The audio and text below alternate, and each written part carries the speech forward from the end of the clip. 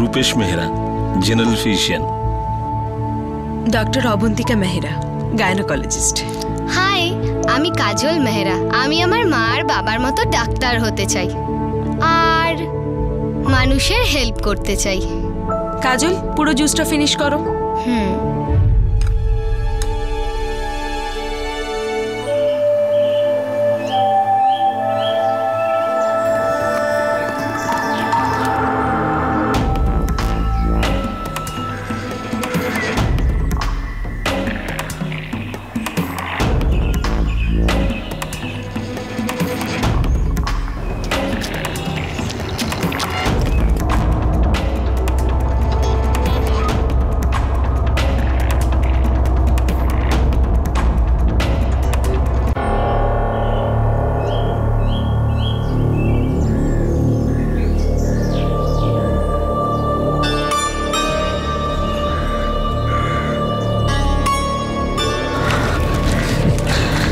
শালিনী, এই আমার বন্ধু বিশ্বাস, তোকে এর সঙ্গেই যেতে হবে।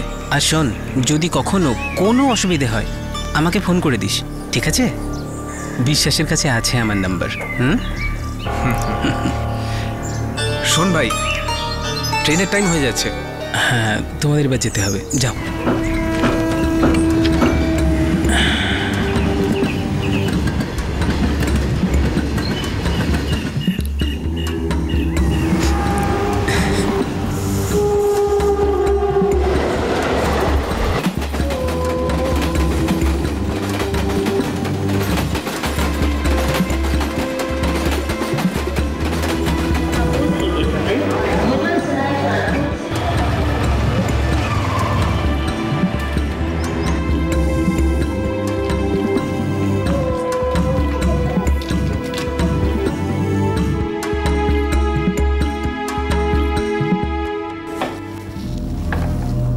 আরে বিশ্বাস, এত তাড়াতাড়ি চলে এলি? হ্যাঁ, এ শালিনী, শালিনী এ লোকেশ।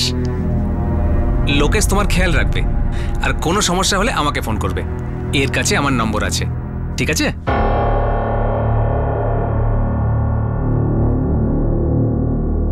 হ্যাঁ হ্যাঁ দাদা, হয়ে যাবে, একদম পাক্কা। তুমি শালিনী? হ্যাঁ ম্যাডাম। বসো বসো। কিছু খাবার টাবার খেয়েছো? আরাম করে বসো, লোকেশ তোমার খেয়াল রাখবে, ঠিক আছে? আমি আসছি লোকেশ, আমি আসছি। হ্যাঁ ম্যাডাম। আমি এটা বলছিলাম যে স্যার, স্যার এইবার আপনি অভিযোগ করার কোনো সুযোগ পাবেন না, আমি নিজে গ্যারান্টি দিচ্ছি স্যার। দেখুন স্যার, আপনিও একটু বোঝার চেষ্টা করুন।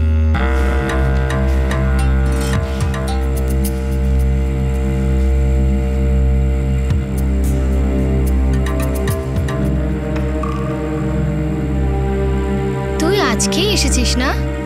হ্যাঁ। নাম কি তোর? শালিনী। আর তোর? আমি গৌরী। তুই কোথা থেকে এসেছিস? আমি ধুমখেরা থেকে এসেছি। তুইও ঝাড়খণ্ড থেকে? হ্যাঁ। আর তুই? আমি পাংখড়ি থেকে আসছি। আরে, পাংখড়ি তো আমাদের পাশের গ্রামই। তুই এখানে কাজের জন্য এসেছিস? হ্যাঁ, বাড়ির কাজের জন্য। আমি এক্ষুনি একটা কাজ ছেড়েছি, আর এরা বলেছে আমাকে নতুন ঘরে কাজ দেবে। কেন? নতুন কেন? ওখানে কাজ করা খুব শক্ত ছিল, ওরা খুব মারধর করতো, ছোট ছোট কথাই মারতে থাকতো। ব্যাস, আর ভাল লাগলো না, ঝগড়া করে এখানে ফিরে এলাম। শালিনী চল, তুই কাজ পেয়ে গেছিস, এবার থেকে ওটাই তোর নতুন বাড়ি। হ্যাঁ চল। লোকেশদা, আমার আগের কাজের টাকাটা? দেখ, তুই তো সবে এলি, একটু রেস্ট নে, আমি ওকে পৌঁছে দিয়ে আসছি। চল।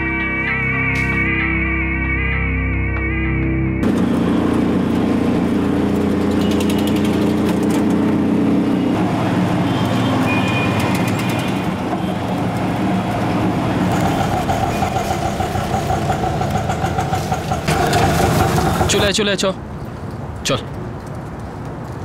চলে আয় আয়, চ, এটা দিয়ে চল।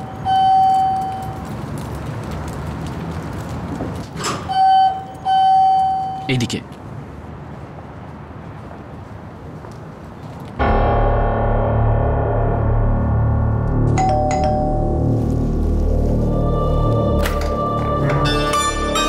নমস্কার বাবু, মা বাড়িতে আছে?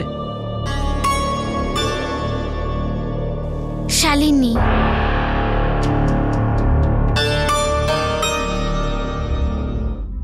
ঝাড়খণ্ডে 13 বছরের শালিনী, ক্লাস 7 এর স্টুডেন্ট, পড়াশোনায় বেশ ভালো। এমন কি হয়েছিল যাতে এই ভালো মেয়েটিকে নিজের পড়াশোনা আর বাড়ি ছেড়ে দিয়ে কাজের জন্য দিল্লিতে আসতে হয়েছিল? ডাক্তারি থার্মোমিটারে একটি স্বচ্ছ সমান ব্যাসযুক্ত সরু নল থাকে। এর মধ্যে আরেকটা বাল্ব থাকে যার মধ্যে পারদ থাকে। বাল্বের বাইরের নলে পারদের ওঠানামা দেখতে পাওয়া যায়।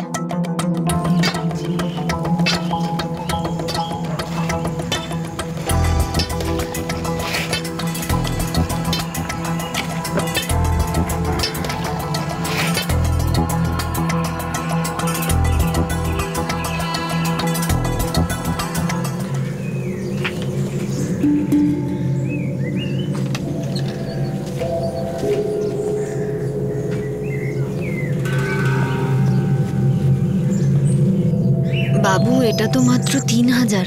এখন শুধু এটুকুই পাবি। এখন সমস্যা চলছে, বোঝার চেষ্টা কর। ঠিক আছে, নমস্কার।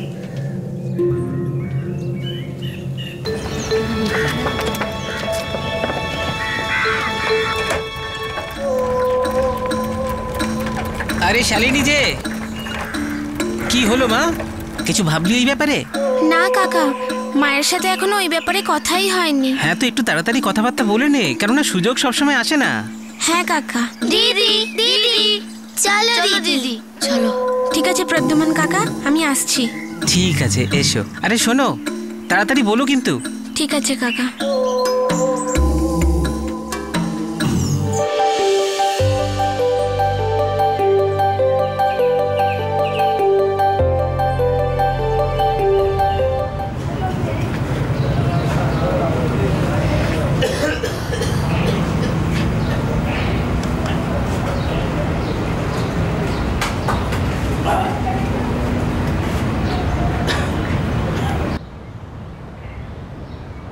রোহিণী, তোমার স্বামী অতটা সুস্থ হবে না। মদ ওর মাথাটা শেষ করে দিয়েছে। আমি কি করব ডাক্তার বাবু? সারাদিন পাগলের মতো গ্রামে গ্রামে ঘুরে বেড়ায়। সত্যি কথা বলতে ওর মাথাটা একেবারেই খারাপ হয়ে গেছে। তুমি চাইলে ওকে শহরের কোনো বড় হাসপাতালে নিয়ে যেতে পারো, আর না হলে যেরকম চলছে চলতে দাও। ঠিকভাবে চলো। আরে কি করছো? ছাড়ো এটা। জানি না কবে যে মদ ছাড়বে। সেলাম ভাই, সেলাম সেলাম সেলাম। 20 টাকা।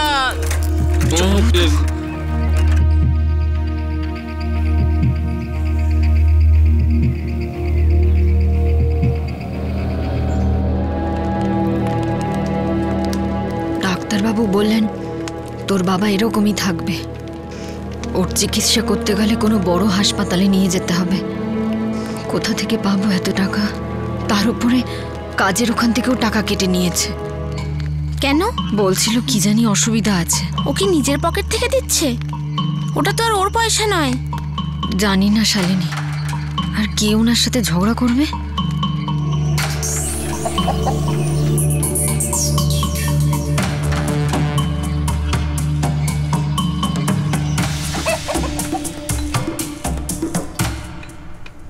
বাবু, সরকারি মজুর হিসেবে তো আমার মায়ের 25 দিনে 5000 টাকা পাওয়ার কথা। দেখ শালিনী, আমি তোর বাবার অবস্থাটা দেখে তোর মাকে সাহায্য করেছি, তাই এই কার্ডটা পেয়েছে। না না, সেই কথা নয় বাবু। যদি আপনি আমাদের টাকা কাটেন তাহলে আমাদের সংসার কেমন করে চলবে? অনেক সমস্যা হবে বাবু। সমস্যা আবার কি? প্রথম থেকেই তোরা প্রয়োজনের থেকে অনেক বেশি টাকা পাচ্ছিস। আর যদি এখানে এসে এইসব প্রশ্ন করিস না, তাহলে কাজ বন্ধ করে দে, করতে হবে না। না না বাবু, এমন করবেন না।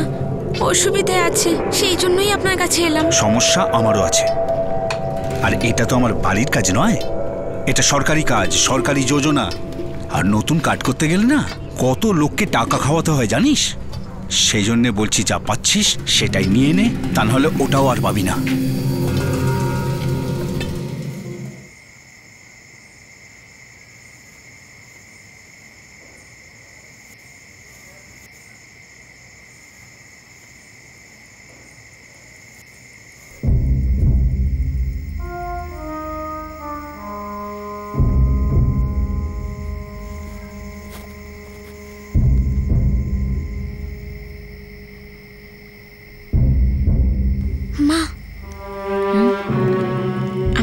জন্য দিল্লি যাব। কি? কোথায়? দিল্লি। সেটা আবার কোথায়? অনেক দূরে মা, আর অনেক বড় শহর। কিন্তু তুই ওখানে গিয়ে করবিটা কি? জানি না মা, কিন্তু প্রদ্যুম্ন কাকা বলছিল ওখানে অনেক কাজ পাওয়া যাবে মা, আর ওটা দেশের রাজধানী মা। অনেক টাকা পাবো, আমাদের জীবন বদলে যাবে। না মা শালিনী, তুই তো আছিস যে আমার বাচ্চার উপলক্ষ। আমরা যেমন তেমন করে সংসার চালিয়ে নেব। শুধু তুই, পুরবী আর গোপাল মন দিয়ে পড়, আর এখানে থেকে অনেক বড় হবা। এত দূরে গিয়ে যদি কিছু হয়ে যায়। মা এখানে থেকেও বা কি হবে? বাবার কত খারাপ অবস্থা, আর তুমি রাত দিন খাটাখাটনি করো। যেরকম আছি ভালো আছি, কিন্তু আমার এত সাহস নেই যে তোকে আমি এত দূরে পাঠাতে পারি। আর তাছাড়া এত দূরে গিয়ে তুই কত এমন টাকা কামাবি যে নিজের খরচাও চালাবি, আবার বাড়িতেও টাকা পাঠাবি? না, তুই কোথাও যাবি না শালিনী, আমরা এখানেই থাকবো। জাগি ঘুমিয়ে পড়।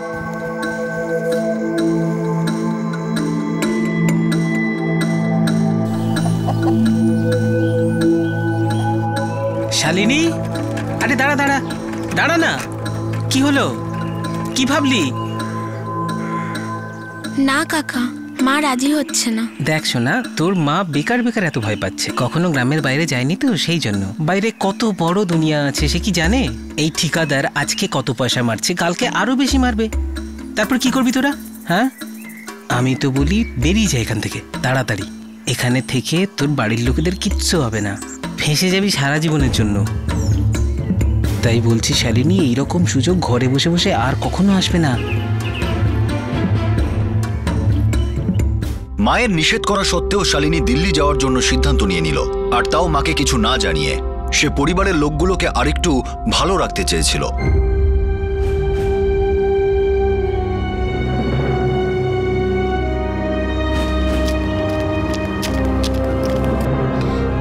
আমরা স্কুলের সব ঘরে দেখেছি, ও কোথাও নেই। অনেকক্ষণ ওর জন্য দাঁড়িয়েও ছিলাম মা। আর শম্ভু কাকা বলল দিদিকে গ্রামের বাইরে যেতে দেখেছে। আমি তোমার মেয়েকে গাঁয়ের বাইরে যেতে দেখেছি। কেউ ছিল ওর সাথে? না না, ও একাই ছিল। প্রধানবাবু খুব ভয় করছে, জানি না ওর মাথায় কি ভূত চেপেছে। শহরে গিয়ে টাকা উপার্জন করবে। আমার কথা শোনো, আর কয়েকটা দিন অপেক্ষা করো, ও ঠিক ফিরে আসবে। শহরের এই হইচই যখন দেখবে না, তখন নিজে থেকেই আবার ফিরে আসবে। থানায় গিয়ে একবার সাহায্য চাইবো। চেষ্টা করে দেখতে পারো, কিছু হবে কি হবে না সেটা আমি বলতে পারবো না। তুমি প্রদ্যুম্নের সঙ্গে কেন কথা বলছো না? তুমি বলছিলে না ওই বলেছিল দিল্লি যাওয়ার জন্য? আরে না না, আমি ওকে নিয়ে যাইনি। আর আমি যদি নিয়ে যেতাম তাহলে আমি তোর সামনে কি করে দাঁড়িয়ে থাকতাম? কিন্তু ও তো বারবার বলতো যে আপনি ওকে দিল্লিতে নিয়ে যেতে চাইছেন। হ্যাঁ, আমি বলে তো ছিলাম, কিন্তু ও যাওয়ার জন্য তৈরি ছিল না। বলছিল মা কোনো কথাই শুনছে না। হ্যাঁ, কিন্তু পুলিশের কাছে যাব, আপনি একটু আমার সাথে যাবেন? রোহিণী, এতে পুলিশ কি করবে? আর তাছাড়া তুই তো বলেছিলি না যে শম্ভু কাকা ওকে গ্রামের বাইরে যেতে দেখেছিল তো? হ্যাঁ। দেখ রোহিণী, পুলিশ তোকেই দোষী বলবে, ওরা কিচ্ছু করবে না। এখন আমি কি করব? নিশ্চিন্তে থাক, ও নিয়েই চলে আসবে, না হলে ফোন করবে।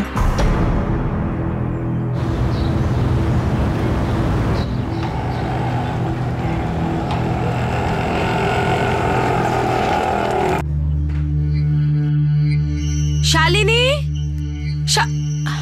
আরে তুই এখনো এখানে দাঁড়িয়ে? তাড়াতাড়ি গিয়ে কাজলের টিফিন প্যাক করে দে। হ্যাঁ বৌদি।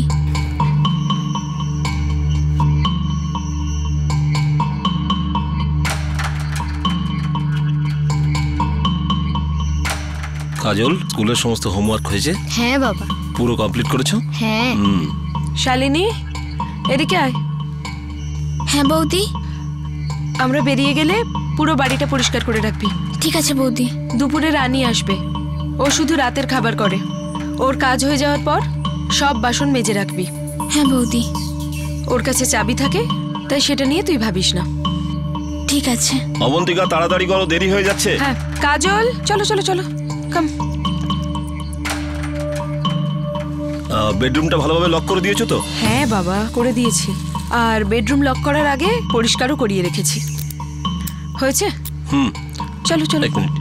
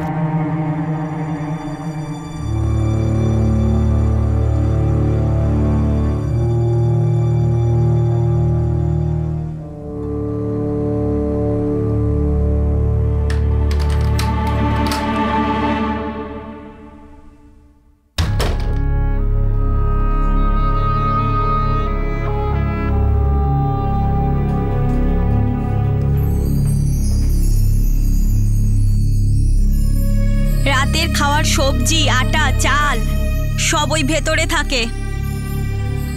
ওয়ে, হাত দেওয়ার কথা ভাববি না কিন্তু, না হলে তোর অবস্থা খারাপ হয়ে যাবে। তোর জন্য যেটুকু বের করে রাখে তাতেই তুই তোর কাজ সার। দাদা বৌদি খুব রাগী, খুব তাড়াতাড়ি রেগে যায়।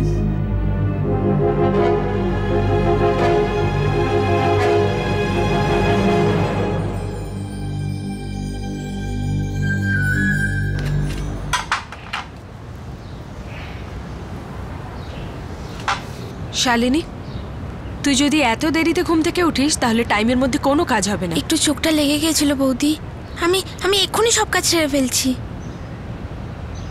হাত ধুয়েছিস তুই? হ্যাঁ বৌদি।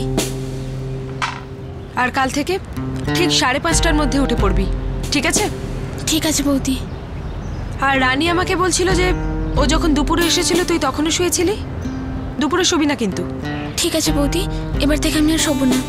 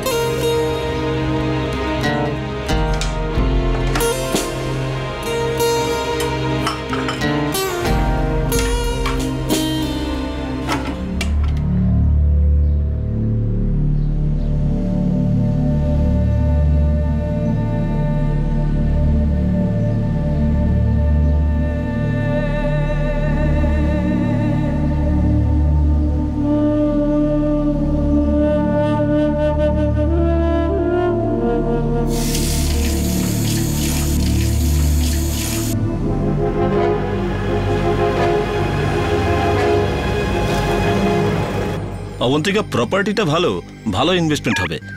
হ্যাঁ, প্রপার্টিটা ভালোই রূপেশ, কিন্তু তাও আমার মনে হয় যে মিউচুয়াল ফান্ডে ইনভেস্ট করাটাই ভালো। স্টক মার্কেটের ব্যাপারে কিছু বলতে পারবো না, খুব ফ্ল্যাকচুয়েট করছে, আর ফিউচারেও মার্কেট হাই হবে বলে মনে হচ্ছে না। তো প্রপার্টি মার্কেটে তো আজকাল লোই যাচ্ছে। হ্যাঁ, অ্যাটলিস্ট প্রপার্টিতে ইনভেস্ট করলে অবন্তিকা কোনো লোকসান হবে না। বাবা বাবা প্লিজ কালকে আমায় কালচার্স অফ ইন্ডিয়ার পিকচার ডাউনলোড করে দিও, আমাকে প্রজেক্ট সাবমিট করতে হবে কাল। সব সময় তোর এই সমস্ত কথা 11th আওয়ারেই মনে পড়ে? না মা, আমি সব ফিনিশ করে ফেলেছিলাম, কিন্তু বাবা সব ভুল ডাউনলোড করেছে ইন্ডিয়ান ফেস্টিভ্যালের। মা দেখ, ফেস্টিভ্যাল আর কালচারের মধ্যে কোনো তফাৎ নেই। দেখতে গেলে কালচারের মধ্যে থেকেই ফেস্টিভ্যাল এসছে, দুটো প্রায় সমানই। শালিনী। হ্যাঁ বৌদি, আসছি।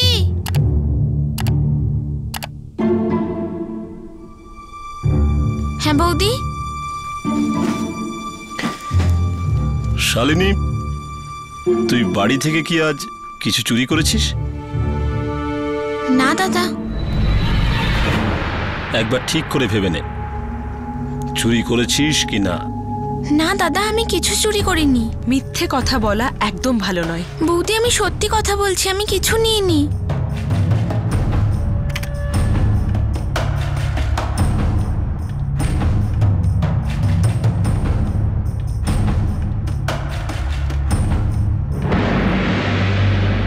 দাদা, বৌদি, ওটা তো কাজল দিদি ফেলে রেখে গেছিল, আর আমার খিদে পেয়েছিল, এই জন্য আমি খেয়ে নিয়েছি। কিন্তু যখন তোকে আমি প্রশ্ন করলাম তখন তুই কি বললি?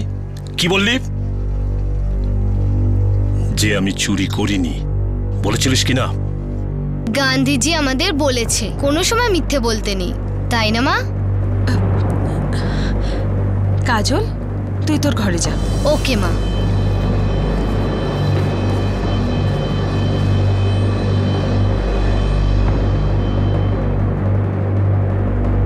দাদা দাদা, আমি সত্যি কথা বলছি, আর কখনো করব না। বৌদি, সত্যি বলছি দাদা, আমি আর কখনো করব না। বৌদি, আমি সত্যি বলছি, আর কখনো করব না, আর করব না, কখনো করব না। এই লোকগুলো না, মাইন্ডসেটটাই এইরকম, এরা কিছুতেই বদলাবে না। চুরি করা, মিথ্যে কথা বলা এদের রক্তে মিশে রয়েছে। কিন্তু রূপেশ, এদের পাল্টানোর জন্য কিছু একটা করা উচিত। আই থিঙ্ক এদের এডুকেশন সিস্টেমটা বদলানো উচিত, যাতে লাইফে ভ্যালুসগুলো শেখে।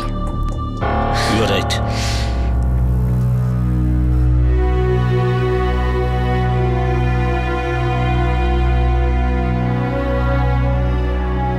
আমরা যা কিছু আপনাদের দেখালাম তার মধ্যে এতটুকু এক্সাজারেশন বা আতিশয্য নেই। না আমরা আপনাদের কিছু বাড়িয়ে দেখিয়েছি, আর না এটা কোনো কাল্পনিক গল্প।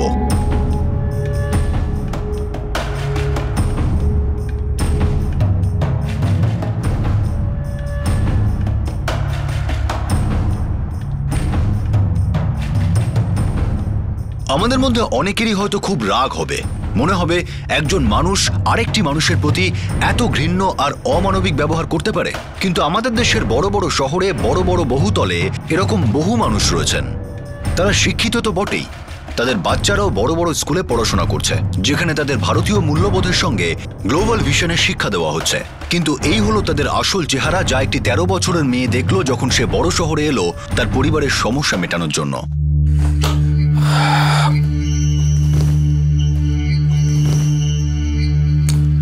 অবন্তিকা, এগুলো কি কি হয়েছে রূপেশ? What is this? আমি এরকম শার্ট পরে কনফারেন্সে যাব কি?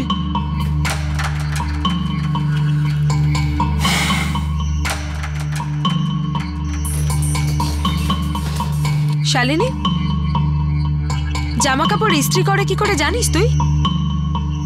এটা ইস্ত্রি করেছিস তুই? ঠিকই তো আছে বৌদি। আয় আমার সাথে, আয় আয় আমার সাথে।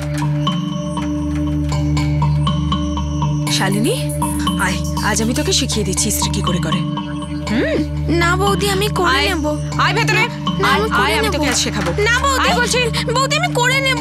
না বৌদি, বৌদি না, আমি করে নেব। না, আমি করে নেব বৌদি, আমি করে নেব। বৌদি, বৌদি আমি করে নেব।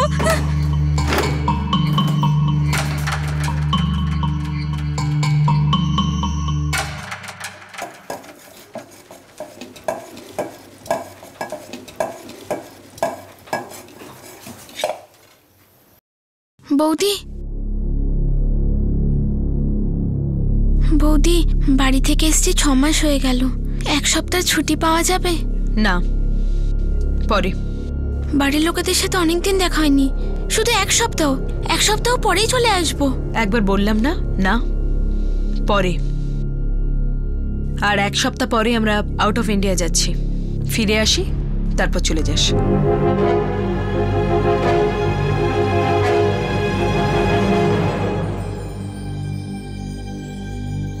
দেখ, তুই আরেকবার জিজ্ঞেস করে দেখ। ওরা বাইরে যাচ্ছে, তাহলে তোকেও তো ছুটি দিয়ে দিতে পারে।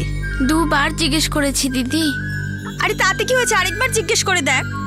কিন্তু টাকার কি করি দিদি? কাজ শুরু করার সময় তোর সাথে কি কথা হয়েছিল টাকা পয়সার? আমি তো কোনো কথা বলিনি, ওই নিয়ে তো লোকেশ দাদাই কথা বলেছিল ওদের সাথে। ওরা কি তোকে টাকা পয়সা দেয় না? না, যবে থেকে এখানে এসেছি আমার তো ওনার সাথে দেখাই হয় না। তুই একটা কাজ কর, তুই বৌদির সাথে আবার কথা বল। সোজাসুজি বল যে আমার ছুটি চাই আর পয়সাও চাই। এইটুকু নাটক তো তোকে করতেই হবে। আর নাটক যদি না করিস তাহলে ওরা তো সব টাকা মেরে দেবে। এই জন্যই তো আমি এই ঘরে সারা দিনের কাজ করি না।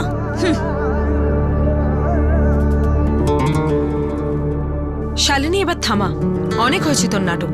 কিন্তু বৌদি, আমাকে বাড়িতে টাকা পাঠাতে হবে, দরকার আছে। তা তুই আমাদের কাছ থেকে কেন টাকা চাইছিস?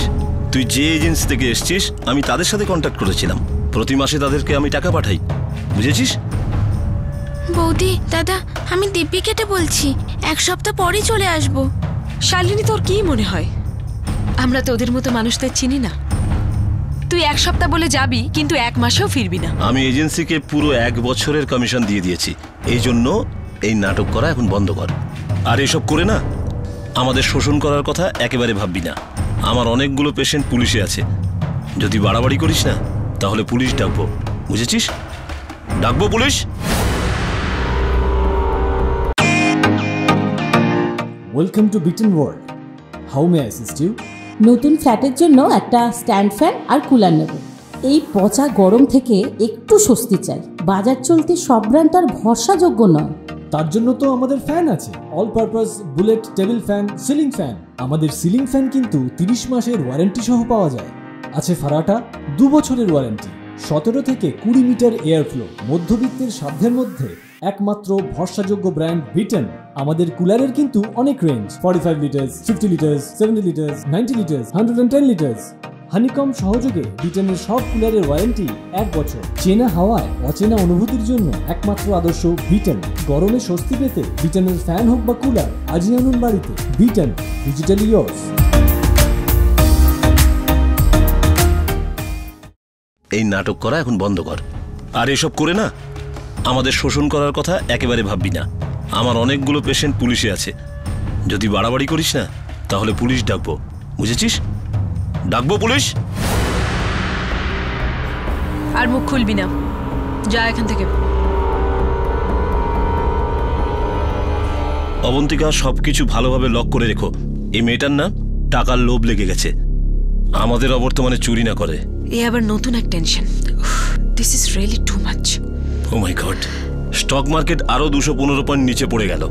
টেলিং ইউ অবন্তিকা, বিরাট বড় একটা রিসেশন আসতে চলেছে। এবার এর এক্সকিউজ দিয়ে ইউরোপ ট্যুর ক্যান্সেল করে দিও না জানো। Tell you.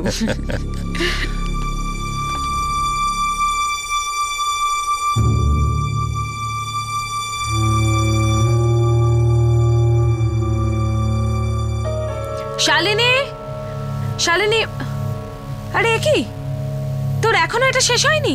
এখনো তো কাজলের প্যাকিং বাকি আছে। চল তাড়াতাড়ি গিয়ে ওর ব্যাগ প্যাক কর। আর যদি তোর জন্য আজ আমাদের ফ্লাইট মিস হয় না, তাহলে দেখিস কি করি। হ্যাঁ বৌদি।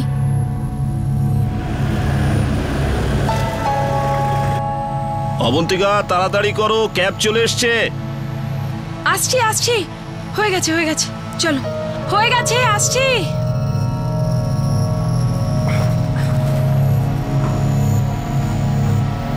শালিনী, কোনো চালাকি করবি না।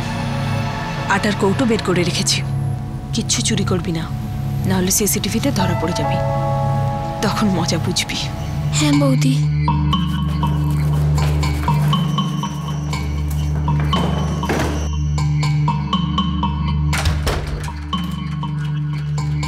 সবকিছু ভালোভাবে লক করে দিয়েছো তো? হ্যাঁ বাবা, সবকিছু লক করেছি। বারবার এক কথা বলো না তো।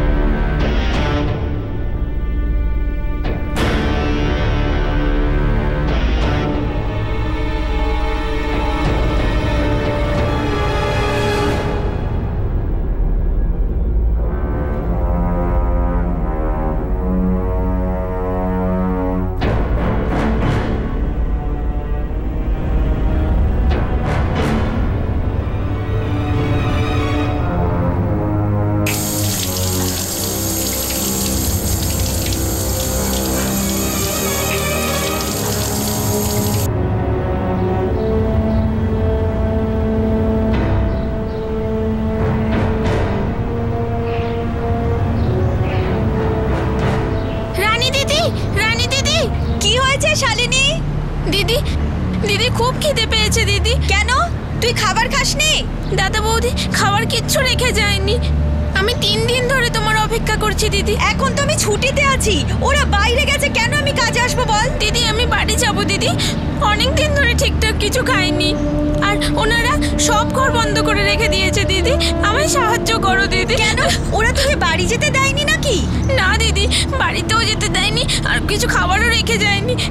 আর আর বলেছে যদি আমি ঘর থেকে কিছু নিই তাহলে ক্যামেরায় দেখে নেবে দিদি।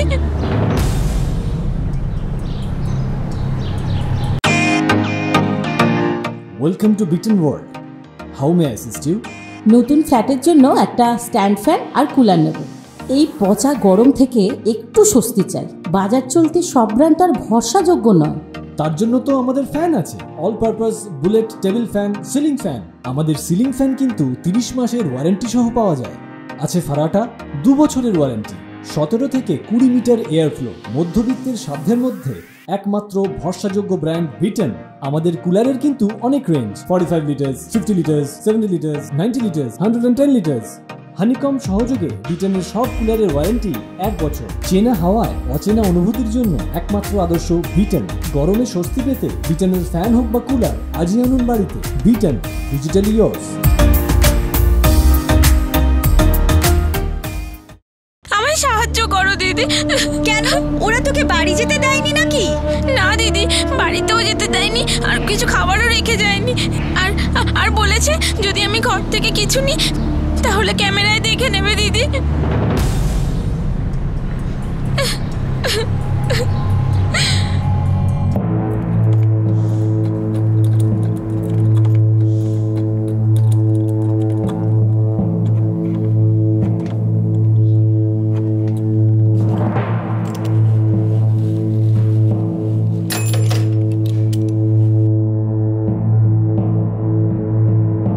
স্যার তালা খুব জবরদস্ত মনে হচ্ছে, খোলা যাচ্ছে না।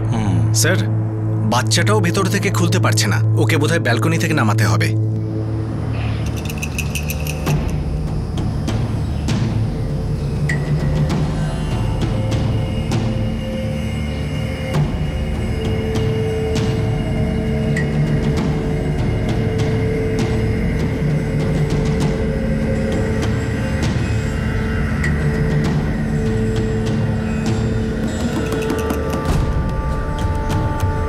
মামনি ভয় পেও না, আমরা তোমাকে নিয়ে যেতে এসেছি।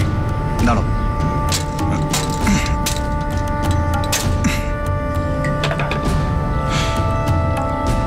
আস্তে আস্তে, ভয় পেও না।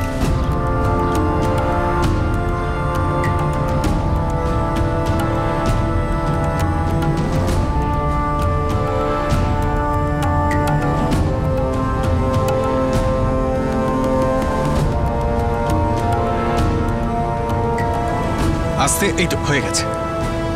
আস্তে আস্তে, ভেরি গুড। চলে এসো। দিদি চুপ চুপ কর, চুপ কর। আমরা তো সবাই আছি, কাঁদিস না পাগলি। এই তো সবাই রয়েছি, কাঁদছিস কেন? আমি তো জানতামই না স্যার যে মেয়েটাকে ঘরের মধ্যে বন্ধ করে রেখে গেছে। আমি তো ভাবতেই পারিনি স্যার যে ডাক্তারবাবু আর তার মিসেস একটা মেয়েকে এইভাবে বন্ধ করে যেতে পারেন। ওরা কারোর সাথে বেশি কথা বলতো না। হ্যাঁ, কিন্তু এটা জানি যে 4-5 মাসের মধ্যেই ওদের কাজের লোক পাল্টে যেত। হ্যাঁ কবিতা, কিন্তু এই মেয়েটাকে আমরা কোনোদিন বাইরে দেখিনি। আপনাদের কাছে ডাক্তারবাবুর মোবাইল নাম্বার আছে? না, ওনার নাম্বার তো আমাদের কাছে নেই।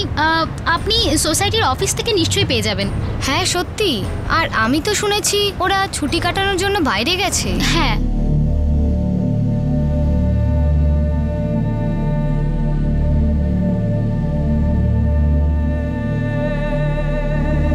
শালিনী, ঝাড়খণ্ডে তোমার বাড়ির আশেপাশে কারোর বাড়িতে কোনো ফোন আছে? না বাবু। ঠিক আছে, তুমি তোমার স্কুলের নামটা বলো, তোমার বাবা মায়ের খোঁজ আমরা করে নেব। স্যার ডক্টর রূপেশ হলো আমার ভাই, ইউরোপ গেছে, তাই ওর মোবাইলটা আমার কাছে আছে। পরশুর মধ্যে ফিরে আসবে। ইন্ডিয়া ফিরে এসে সবার আগে ওনাকে এই পুলিশ স্টেশনে রিপোর্ট করতে হবে, বুঝেছেন আপনি? হ্যাঁ স্যার, আমি বলে দেবো ওকে।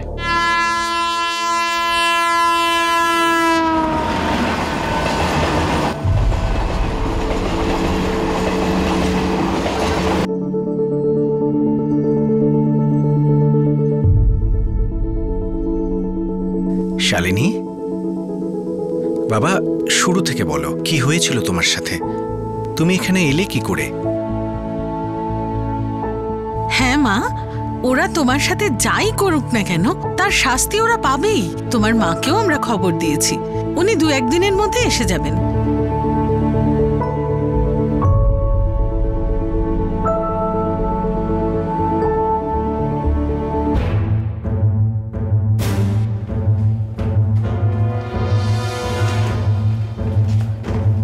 আপনি আমাদের সাথে এরকম করতে পারেন না। We are respected citizen. এটা কোনো পদ্ধতি নয়। ডক্টর রূপেশ, আপনি এবং আপনার স্ত্রী 4 দিন আগে ইন্ডিয়ায় ফিরেছেন, কিন্তু পুলিশ স্টেশনে এসে রিপোর্ট করার বদলে চোরেদের মতো আপনারা পালিয়ে বেড়াচ্ছেন। তাই এখন এসব ন্যাকামি থামান। স্যার, ওই মেয়েটা মিথ্যে কথা বলছে। স্যার, আপনার মনে হয় আমাদের মতো মানুষ এরকম করতে পারে? ওই মেয়েটা আমাদের থেকে টাকা হাতাতে চায়, তাই আমাদের ব্ল্যাকমেল করছে, তাই আমাদের নামে এই সমস্ত অভিযোগ করছে। বলো। আর ইউরোপ যাওয়ার আগে আমরা ওর জন্য অনেক খাবার দাবার রেখে গিয়েছিলাম, টাকাও দিয়েছিলাম।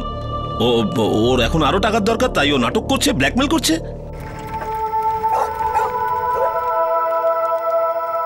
মা, আমি কাল থেকে স্কুলে যাব। ঠিক আছে মা।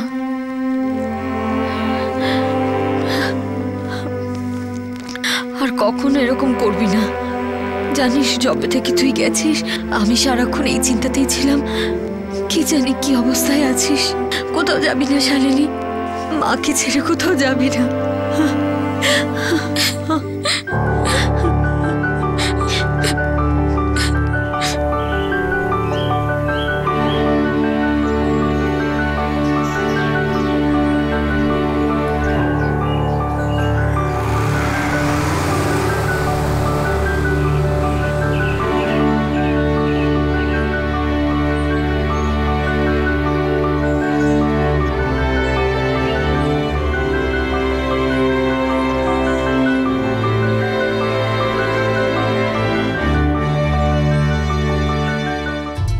শালিনী এখন নিজের গ্রামে ফিরে এসেছে আর স্কুলে পড়ছে।